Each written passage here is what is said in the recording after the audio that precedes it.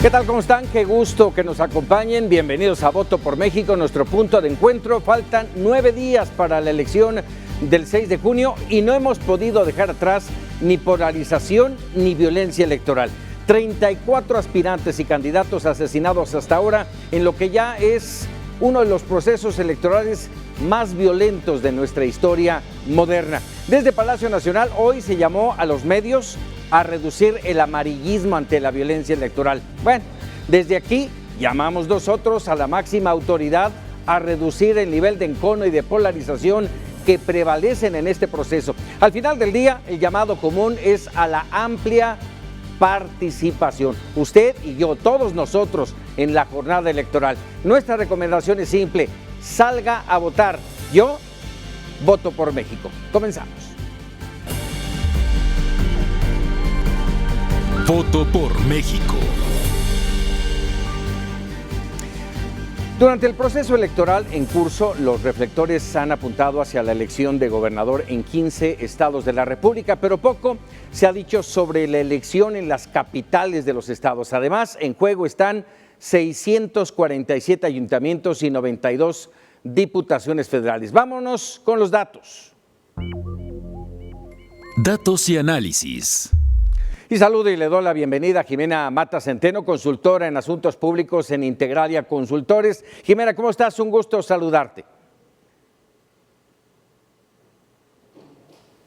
Tardes. Adelante, Jimena, ¿cómo estás?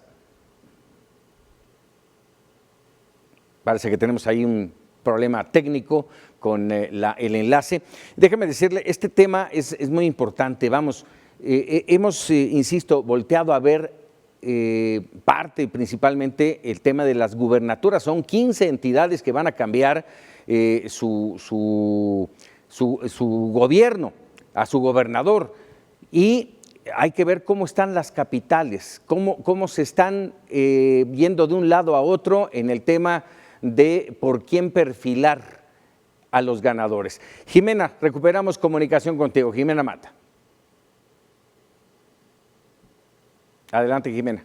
Hola, Paco, buenas tardes, encantada de saludarte hoy. A ver, este tema de las capitales, más allá del tema de las gubernaturas, porque ahí también se está dirimiendo el tema del Congreso, tanto local como federal. Así es, Paco, mayor interés se ha puesto en las gubernaturas, en la renovación del Congreso federal, pero sin duda una parte muy importante será la renovación de ayuntamientos a nivel nacional. Prácticamente todas las entidades, salvo 2, van a renovar a sus ayuntamientos. Las únicas 2 que no son...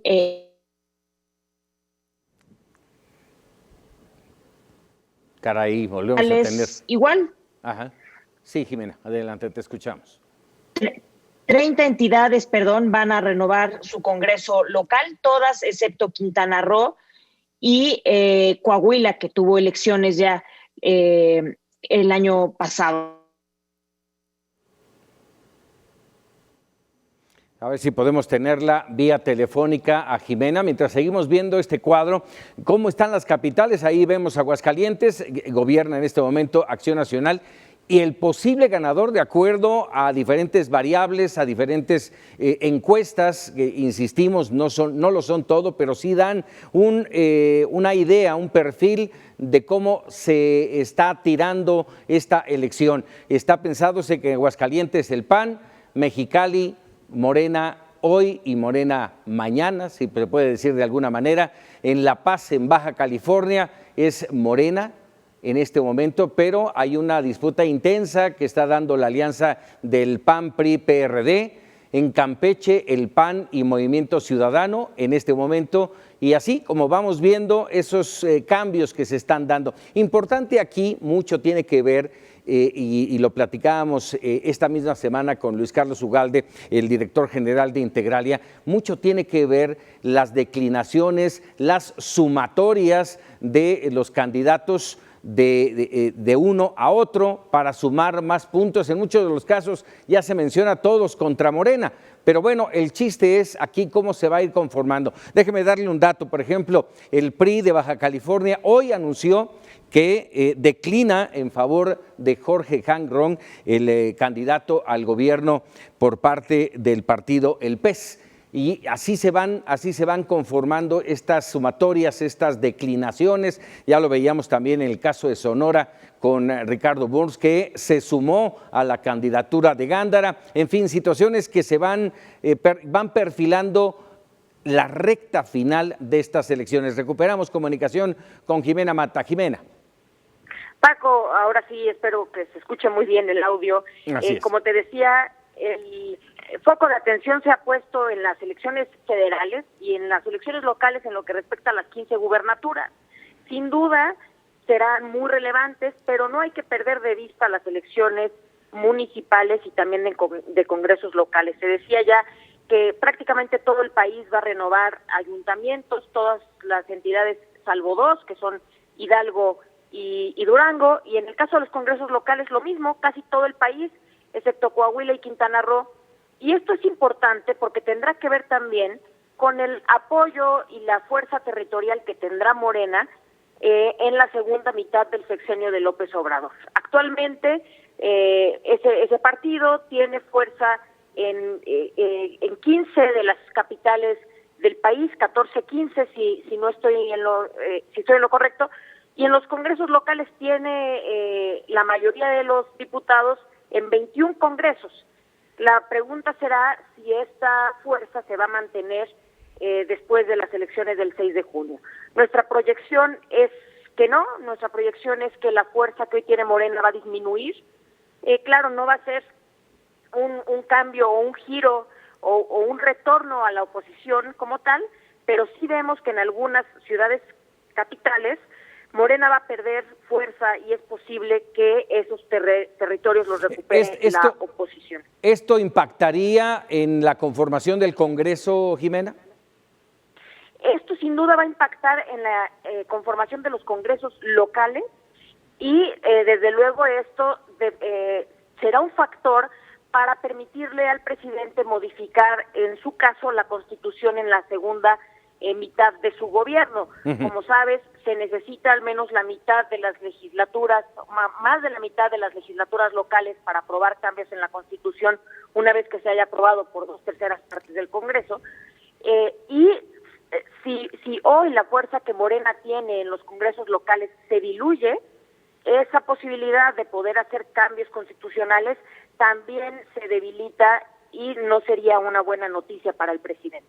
¿Cuál es la metodología que utilizó Integralia para conformar este panorama en las capitales?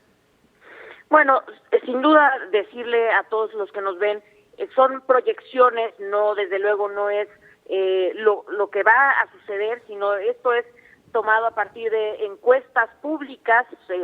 Nosotros hacemos promedios de todas las encuestas disponibles, en este caso de ayuntamientos, y también a través de trabajo de campo, de entrevistas con actores locales que nos platican cómo está el contexto en esas entidades y en esos municipios. Así es como podemos estimar lo que suponemos que va a pasar el próximo 6 de junio en las ciudades capitales, aunque insisto, hay que tomar esta información con cautela.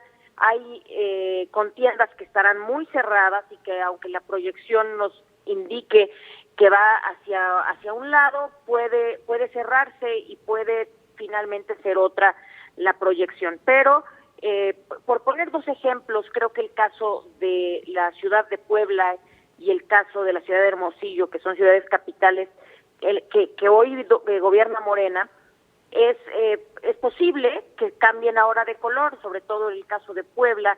La alcaldesa actual pues no está muy bien evaluada y el candidato de la oposición está con una ventaja que pareciera una ventaja cómoda. Creemos que eso puede suceder en otras ciudades capitales en las que Morena pierda ese poder. Jimena, no nos despedimos, en un ratito regresamos contigo para analizar otros temas coyunturales sin duda y saber las claves de la información para lo que resta de esta recta final a la jornada electoral. Gracias, Jimena. Gracias, Paco. Nos escuchamos en un momento más. Nos escuchamos en un momento. Vamos a hacer una pausa, no se vaya, es breve. Al regresar le tengo una mesa de análisis con 2 expertos de primer nivel y buenos amigos de Mega Noticias que nos ofrecerán el balance de las campañas a una semana del cierre y 9 días de la jornada electoral. Ya regresamos en Voto por México. Con peras y manzanas. Las leyes mexicanas prevén el desarrollo de conteos rápidos y del programa de resultados electorales preliminares, PREP.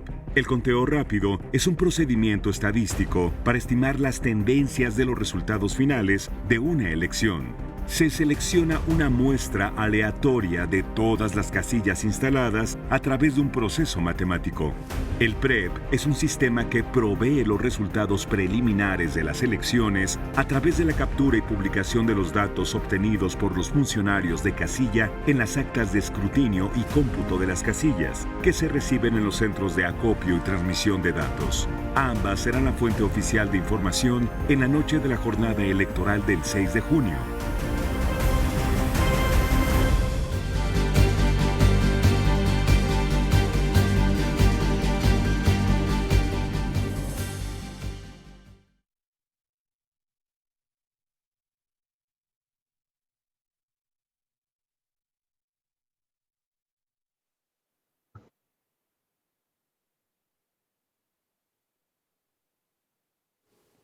¿Ahí nos escuchas bien, Roy?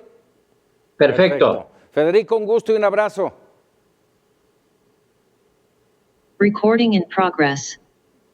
Ahí sí no te oímos, Federico. Déjame ver, a ver, ¿te escuchamos?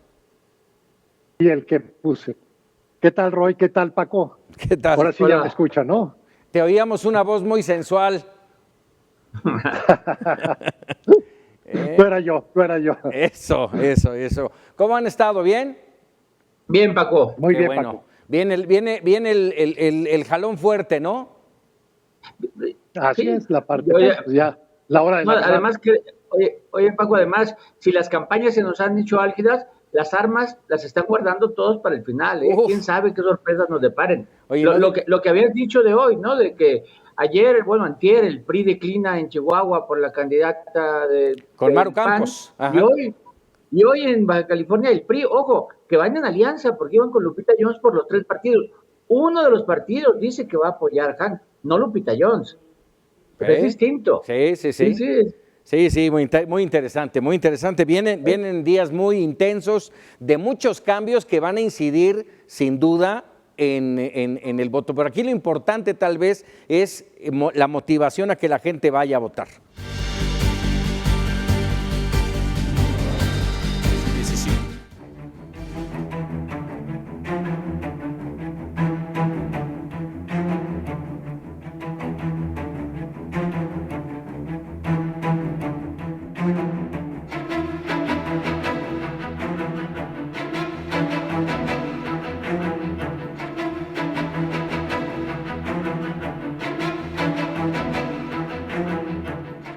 Promoveré que ninguna mujer esté por encima en la estructura organizacional, que tenga la mayor habilidad o los mayores estudios de su propio jefe inmediato. Es decir, la mujer con sus capacidades y sus perfiles ocupará lo que le corresponde. No podrá ocupar una mujer que tenga licenciatura y maestría, un área administrativa o una secretaría cuando su jefe sea hombre y tenga menos profesión que él.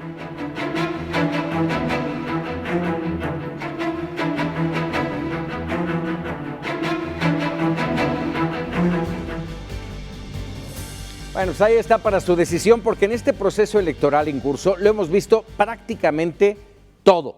Candidatos improvisados, a modo, una oposición debilitada, un presidente con las manos metidas en la elección, además confeso, encuestas que se mueven constantemente y lo más lamentable, el tono violento, la violencia política con que llegamos a la jornada electoral. Vámonos con los retos. Los retos. Saludo y doy la bienvenida. De antemano les agradezco a Roy Campos, el presidente de Consulta Mitofsky, y a Fernando Berrueto, director general de Gabinete de Comunicación Estratégica. Federico, discúlpame, bienvenidos a los dos. ¿Qué tal, Wilson? Hola, Paco. Hola, Federico. Oigan, hay mucho que platicar de esto, hay muchas cosas. ¿Cómo entender esta campaña? Estamos a 7 días de que terminen las campañas, a 9 días de la jornada electoral. ¿Cómo evaluar este proceso? Inicio contigo, Roy. A ver, primero, entender la campaña está más fácil que entenderle al candidato que acabas de mostrar, ¿no? Pues que alguien me explique. Pero bueno, entender, es una campaña, ya te nabas. Cuando decimos tantos candidatos, tantos puestos, tantos partidos, no había políticos para todo, agarraron de chile dulce y de manteca y tenemos una cantidad y una muy baja calidad de las campañas, de las propuestas, el uso de tecnología sin contenido. O sea, primero es la campaña mal. Creo que haces bien en mostrar la violencia verbal y violencia política que estamos viendo con un asesinato cada tercer día, la violencia verbal. Y una simplificación del mensaje. No es una campaña de propuestas, no hay, se forma un bloque opositor y te dicen, para algún plan de propuestas, no, para algún programa de gobierno, no, es una alianza para evitar que este grandote tome el poder absoluto. O sea, esto es una simplificación de mensajes donde al votante le dicen, vota para que no demos el poder o vota para que tenga el poder. Y hay una simplificación, es una campaña dicotómica sencilla, de alguna manera, pero sin falta de contenido. Así es sin duda, Roy. Roy, Federico, a partir de este momento siéntanse en la libertad de interrumpir, hablar cuando ustedes lo deseen. Federico, ¿qué opinas de este prospecto? Mira, tenemos por un lado la campañas superpuestas, la sobreposición de campañas. ¿A qué me refiero? Que tenemos un proceso electoral federal importantísimo y a su vez también tenemos elecciones locales prácticamente en todo el país. Al elector le interesa mucho quién va a ser su alcalde, quién va a ser su gobernador, no le interesa mucho quién va a ser su representante. Sin embargo, para el país es muy relevante cómo se va a integrar la nueva Cámara de Diputados. También hay superposición en algo que es, digamos, histórico, y es, por un lado, las siglas, las marcas de los partidos, y por otro lado, las personas de los candidatos. Sobre todo para los cargos ejecutivos, cada vez hace más sentido el candidato, el nombre, que la marca, es decir, el partido. Ahora, todo esto a lo que nos lleva es a lo siguiente. En 2018 tuvimos por decir, un factor muy poderoso que influyó prácticamente en todas las elecciones. Ese factor se llamaba Andrés Manuel López Obrador. Y eso hizo que hubiera una excepción a lo que era una tendencia de pluralidad del Federico, sistema de representación. Déjame te interrumpo. ¿No va a haber esa marca en estas elecciones? Yo sé que no va a estar en las boletas, pero ¿no va a estar presente?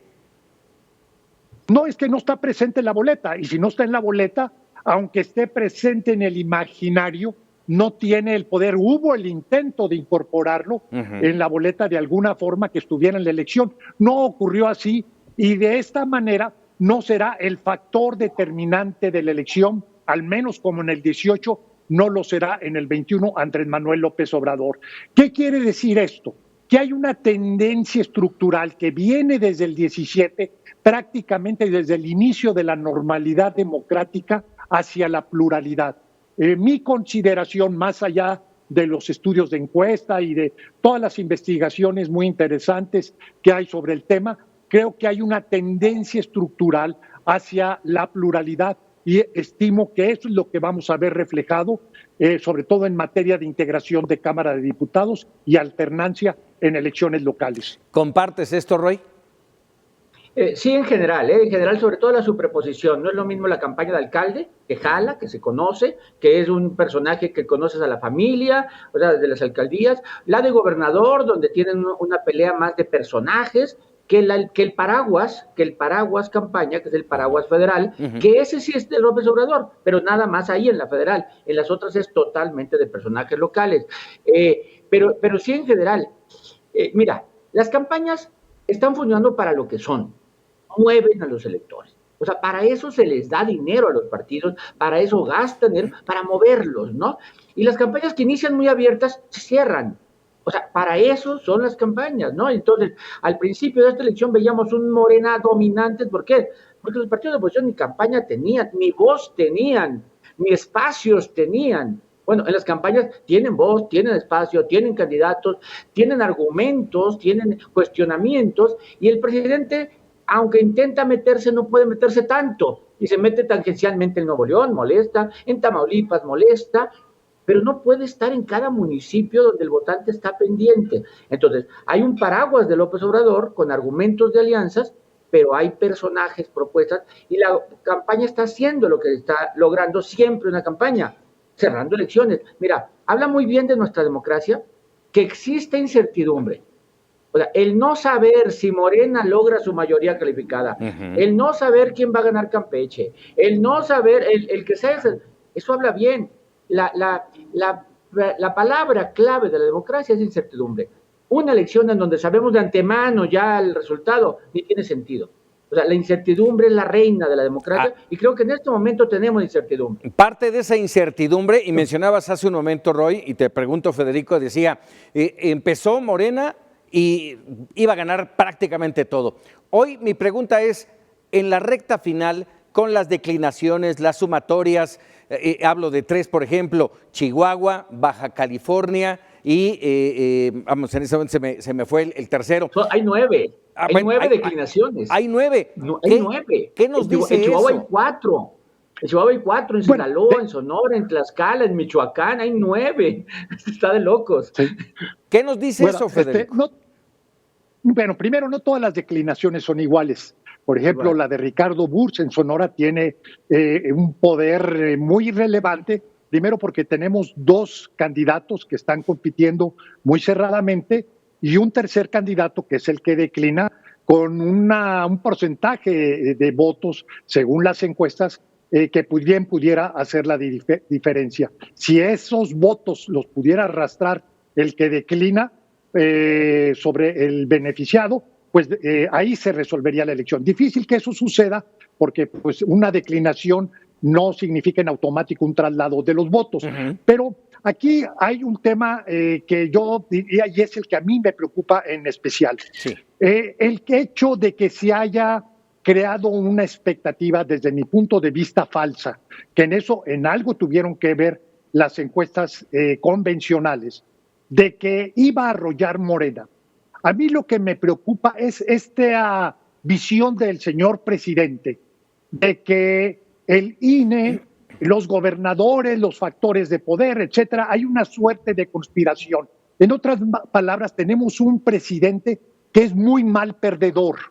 Y si se perfila y se concreta un resultado en el cual pierde mayoría Morena, el partido gobernante, y eventualmente la coalición o el grupo de partidos que ellos conforman, me preocupa mucho que esta idea de que Morena iba a arrollar en todos los estados, que iba a arrollar en todo el país, sea utilizado como un argumento de un mal perdedor, de que fue despojado de un triunfo, de acuerdo a lo que revelaban las encuestas hace un mes, hace mes y medio.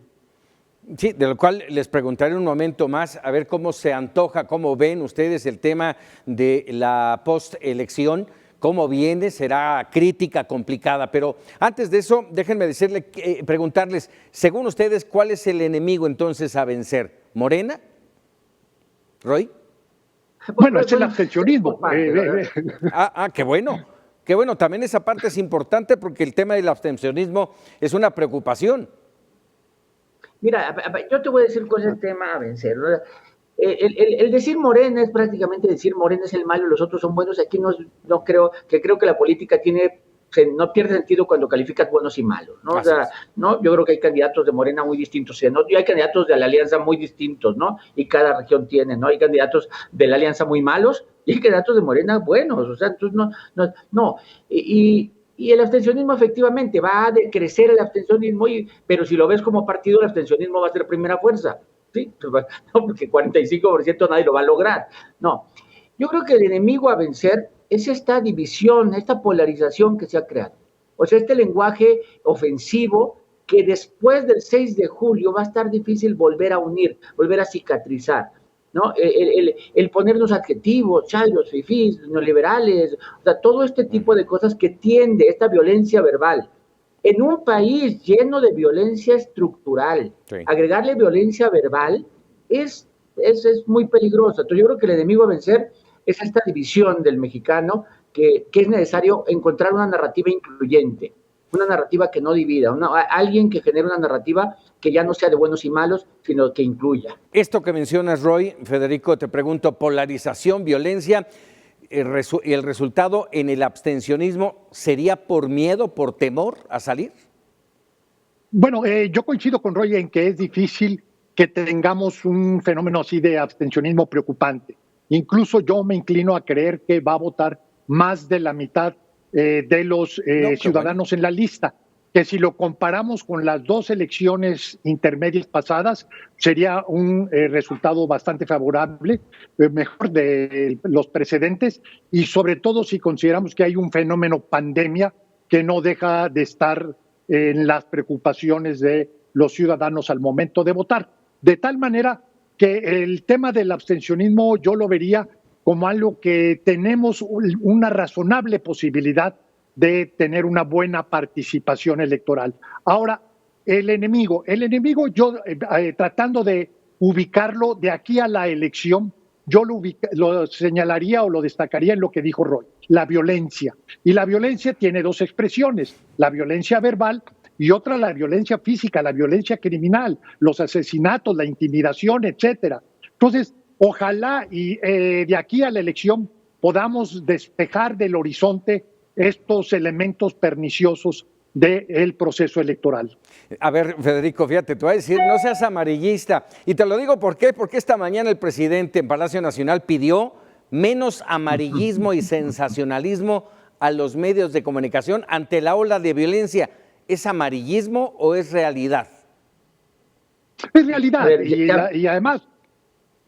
Adelante, Federico. Perdón, es que coincido con Federico. Es realidad, y los medios lo tienen que reportar. Callarse sería amarillismo. Es decir, hacer omisión sobre como que no está pasando nada estaría mal. Lo que sí puedes decir es que esto no es nuevo. O sea, eso sí lo podemos decir, porque esta violencia no se ha parado. Es decir, no es que esté en este momento.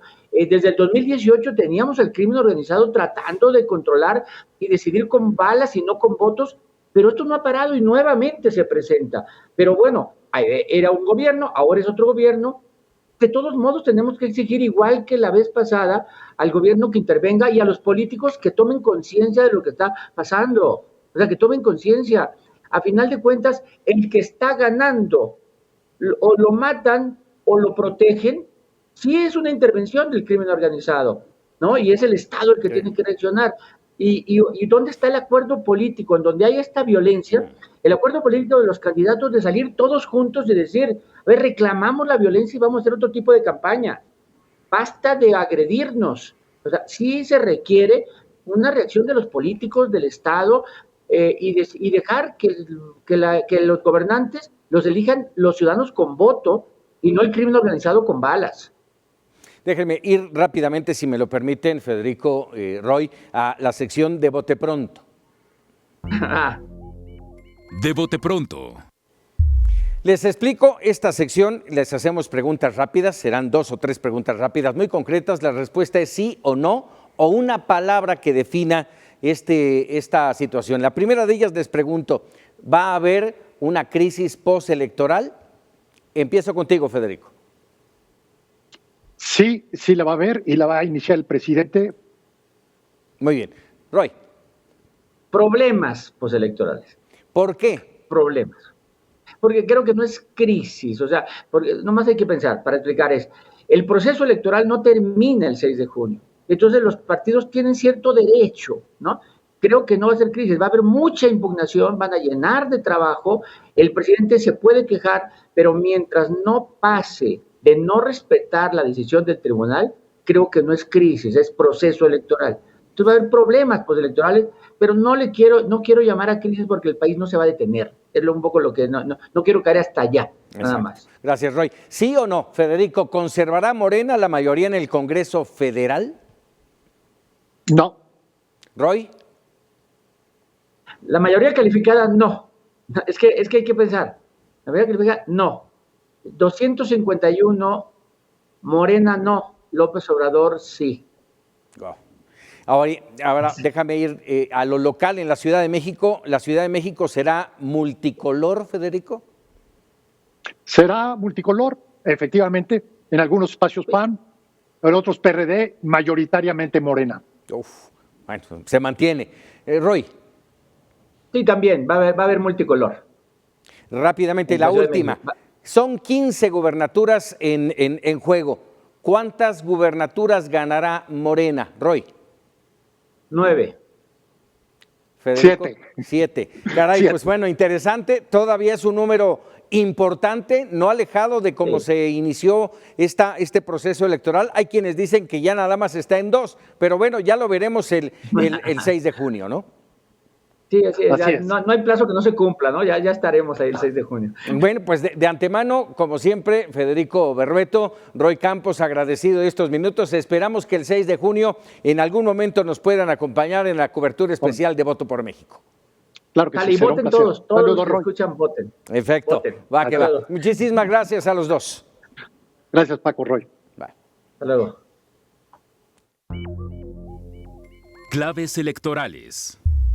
Vámonos rápidamente de regreso con Jimena Mata y las claves electorales. De nuevo te saludo, Jimena, consultora de Asuntos Públicos allá en Integralia. A ver, Jimena, esta parte que platicaba yo justamente hace un momento con Roy Campos, de las declinaciones, la última, la del candidato al gobierno de Baja California, bueno, no concretamente del candidato, pero sí la posición del PRI de ir y cederle, apoyar la candidatura del candidato del PES, Hank Ron. ¿Cómo ver este movimiento? Es lo que se espera, Paco, en los próximos días, porque ya no queda más tiempo de campaña para que aquellos que están muy lejanos al primer lugar puedan remontar. Y lo que queda es eso precisamente, las declinaciones que seguramente veremos en favor del segundo lugar más fuerte. Claro, no ocurrirá en todos lados, pero sí lo veremos. Quizás el caso más esperado para algunos es Nuevo León. Saber si el PAN va a declinar en favor del PRI y con eso darle la ventaja a Adrián de la Garza, que se la está disputando con Samuel García. Quizás esa sea la más esperada. No sabemos si vaya a ocurrir, aunque no suceda formalmente, quizás en los hechos sí se dé ese movimiento. Ha sucedido ya también en Chihuahua y bueno, creo que eso es lo más relevante de la siguiente semana. Veremos estas declinaciones, sí. Y no sabemos si esas declinaciones o sumatorias o adhesiones generarán el efecto que esperan esas campañas. Correcto, en muchos casos habrá que ser muy hábiles en la comunicación política para que el elector sepa que si está votando por uno en realidad está apoyando a otro. Ya estamos en un momento en el que las boletas electorales no se pueden modificar. La comunicación, si es que se da esa declinación, tendrá que ser muy efectiva para lograr el cometido y en algunos casos la ventaja será mínima de algunos puntos. Sin embargo, esos puntos pueden hacer la diferencia en las contiendas muy cerradas. Y me gustaría aquí nada más comentar, escuchaba cómo les preguntabas de bote pronto cuántas gubernaturas. Y ciertamente nosotros traemos 5 que todavía están cerradas y en las que todavía... Uy, ahí se nos perdió la señal, pero bueno, interesante, ¿eh? Sí, Jimena. Decía yo, Campeche y Nuevo León, en las que...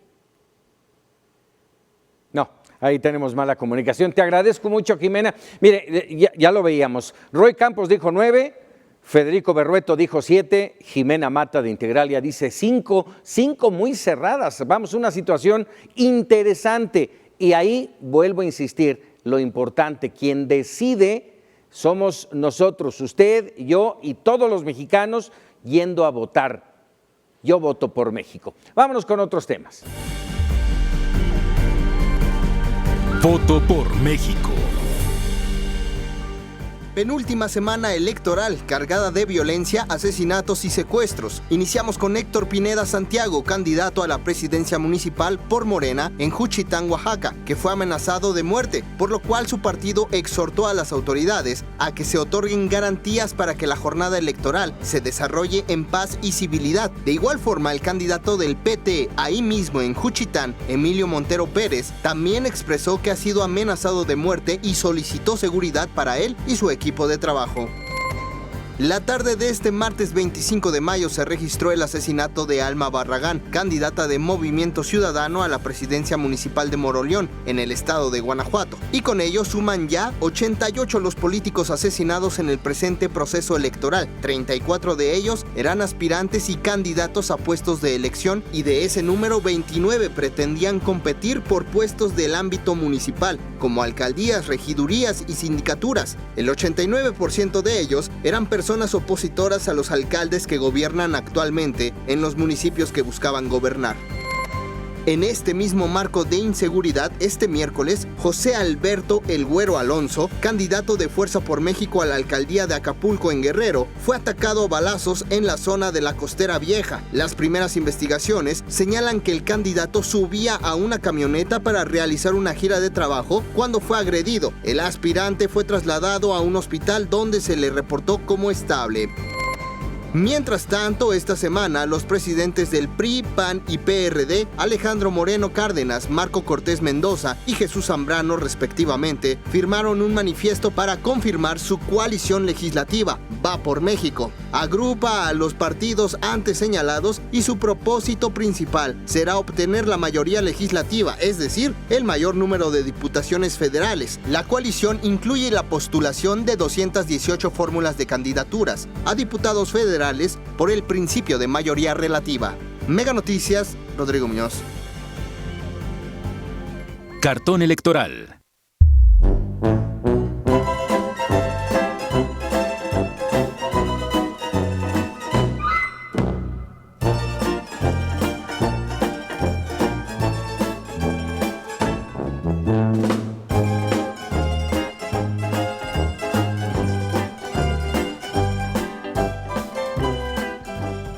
Bueno, saludo y doy la bienvenida a Javier Rodríguez Xolo, cartonista editorial del diario 24 Horas, 15 años de experiencia en diversos medios como el Washington Post y también colaborador de Andrews McMill, Universal, agencia de los Estados Unidos. Xolo, ¿cómo estás?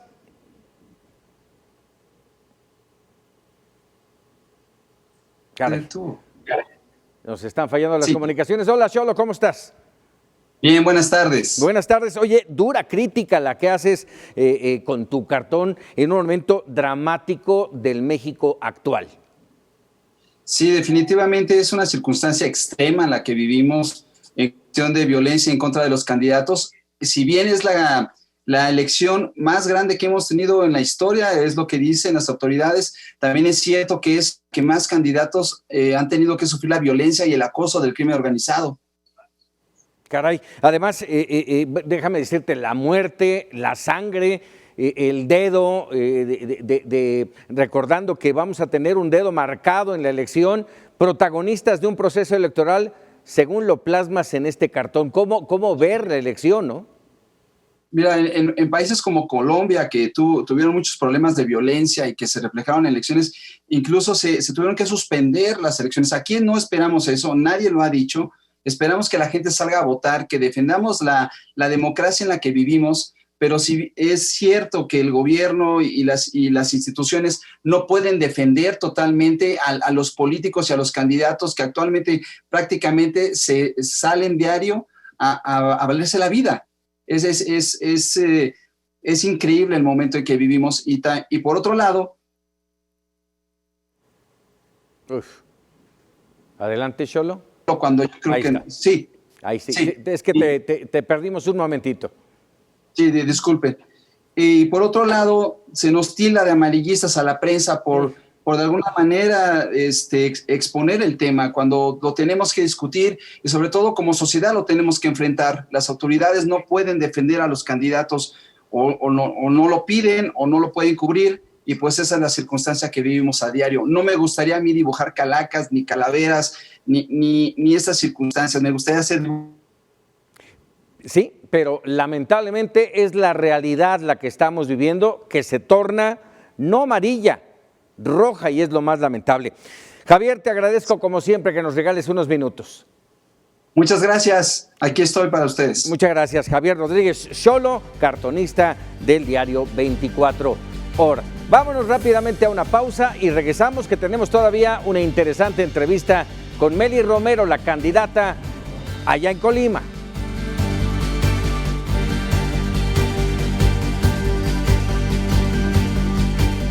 El valor del voto.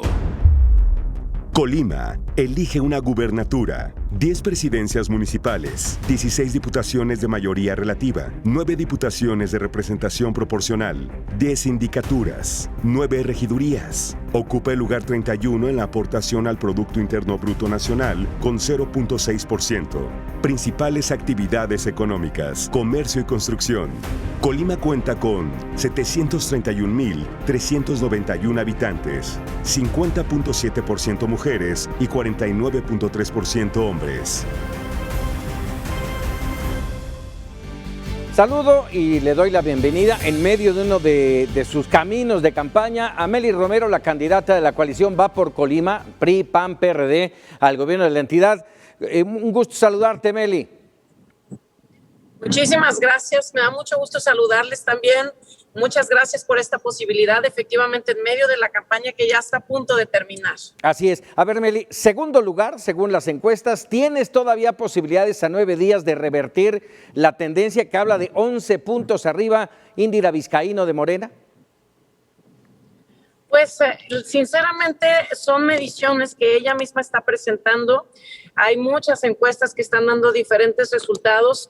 La única constante que estamos viendo en todas estas encuestas es que en este proyecto, el proyecto de la coalición Va por Colima de Mely Romero, la certeza es que vamos creciendo y que hemos ido creciendo desde el inicio de esta campaña. Y hoy estamos pues prácticamente, según algunas encuestas, empatadas, según algunas otras un poquito abajo. Al final, la realidad es que yo he venido desde muy abajo, creciendo, a paso firme, paso constante. Y bueno, yo sé que ya es inevitable, sí son 9 días todavía para la elección, pero es muy importante la definición que ya en estos días están haciendo muchísimas personas. Están pensando en un voto inteligente, pensando en lo que quieren para Colima, frenar esa amenaza que tenemos de que llegue a nuestro estado pues un gobierno que destruye, que divide, que ha eliminado programas, presupuestos, que ya amenazó también con eliminar hasta secretarías de gobierno. Imagínense nada más qué visión tienen. La mayoría de las personas en Colima no queremos eso, por eso yo tengo toda la certeza de que vamos a ganar esta elección. A ver, hace apenas unos días Luis Carlos Ugalde de Integralia y colaborador de Mega Noticias estuvo allá en Colima con industriales y le preguntaron que qué papel podría jugar Mely en todo este entorno y dijo, bueno, Mely es la única capaz de poder ganarle a Indira Vizcaíno, pero sí y solo sí se da un voto útil y la adhesión de otros candidatos. Así es, yo valoro mucho la reflexión de alguien como Luis Carlos Ugalde. Todos sabemos que ha tenido experiencia muy importante en materia electoral y efectivamente se ha estado reuniendo con algunas personas, líderes de opinión en nuestro estado, y se está motivando todo un sentimiento a favor del voto útil, el voto inteligente en Colima. Entonces yo sí tengo la certeza de que vamos a lograr sumar, ya lo estoy viendo todos los días. Hay agrupaciones, liderazgos, algunos candidatos, inclusive pues algunos líderes o dirigentes de Morena que se están viniendo con nosotros porque saben que aquí tenemos un proyecto serio, un proyecto responsable, un proyecto en donde no caben caprichos ni imposiciones, sino hay mucha inclusión, mucha suma y mucha voluntad a favor de la gente. A ver, déjame preguntarte, porque el tiempo se nos viene encima, tú estás en el trayecto y el programa se nos termina. Tema de inseguridad, ¿no se soluciona con promesas y buenas intenciones que generalmente hacen los candidatos? ¿Qué vas a hacer con el tema de la seguridad? resolver cualquier problema es, o la solución parte por entender lo que pasa. Entonces, aquí en Colima específicamente hay mucho que hacer. Ya he estado dimensionando todo lo que está pasando y tenemos que lograr desde cambiar el alumbrado público en muchas zonas, limpiar los desbaldíos, dignificar a nuestra policía, pagarles bien, capacitarles bien, dignificar su función, su representación ante la ciudadanía. Tenemos que entrarle también a todo el tema de procuración de justicia, procuración y acceso a la justicia. Ahí necesitamos dar más presupuesto, capacitar a nuestro personal, realizarlo mucho más, plena coordinación con el Poder Judicial. Y algo que yo estoy viendo y tomando experiencias de otras ciudades, utilizar muchísimo la tecnología, sí, cámaras de vigilancia fijas, botones de pánico, pero también cámaras de vigilancia móviles, instaladas en unidades de transporte, por ejemplo, conectadas a estos centros de tecnología C5. Vamos a detonar acciones muy puntuales que en conjunto nos van a ayudar a ir mejorando primero la sensación de seguridad y poco a poco, en plena coordinación con autoridades del orden federal, estatal y municipal, mejorar la seguridad. Para todo ello se necesita presupuesto, Meli, y eso por un lado, y por el otro lado, cómo reactivar económicamente a Colima luego de esta pandemia. Por supuesto, se necesita presupuesto y en materia de seguridad ya estoy identificando, por ejemplo, ahorros. Simplemente con dejar de rentar algunas oficinas vamos a tener ahorros por millones de pesos y eso es inversión directa a seguridad.